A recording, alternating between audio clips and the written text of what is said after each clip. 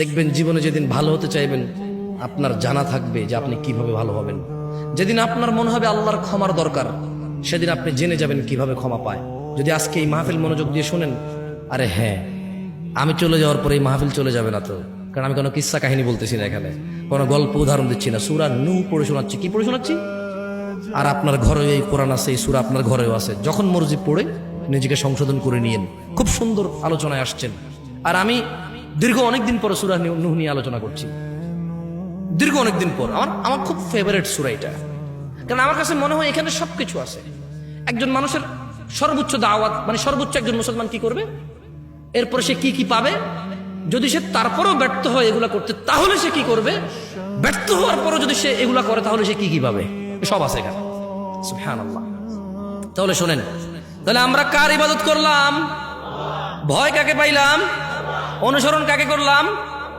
এইবার এগুলা করলে কি হবে দেখেন, আল্লাহ বলছে যে يغفر لكم من ذنوبكم ويؤخركم إلى أجل مسمى إن أجل الله إذا جاء لا يؤخر لو كنتم تعلمون।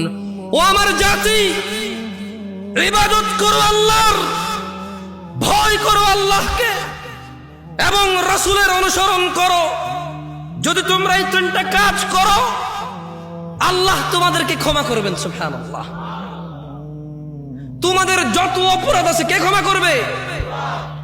ওয়া ইউআখিরুকুম ইলা আজালিম মুসাম্মা। তোমাদেরকে তিনি এই যে অপরাধগুলো করে ফেলেছো, যদি তোমরা এই অপরাধী, তোমরা একেবারেই তোমরা আল্লাহ দ্রোহী, আল্লাহর এবং তার রাসূলের কোনো কথা মানছো না, এবার শুধু আল্লাহর ইবাদতটা করো, আল্লাহকে ভয় করো, তাহলে আল্লাহর নবী বলছে যে আল্লাহ তোমাদের অপরাধ ক্ষমা করবে। ওয়া ইউআখিরুকুম ইলা আজালিম মুসাম্মা, এবং তোমাদেরকে তিনি একটা নির্দিষ্ট সময় দেবে, মানে তিনি তোমাদেরকে হায়াত দেবে, বাঁচায় রাখবে যাতে ভালো কাজ করতে পারো।